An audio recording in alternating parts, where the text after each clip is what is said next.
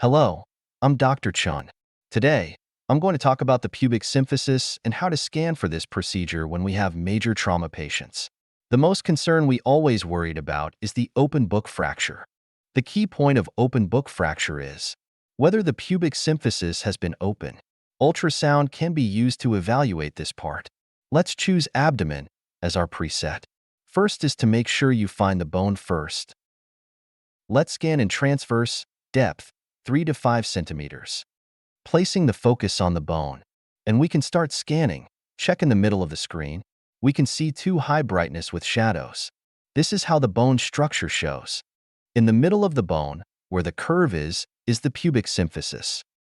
We can freeze first and create a measurement. If the width is greater than 2.5 centimeters, it means that the pubic symphysis is an open situation. In the case of trauma shock patient, we may doubt that it is an open book fracture. That's all for today's tutorial. I will see you next time.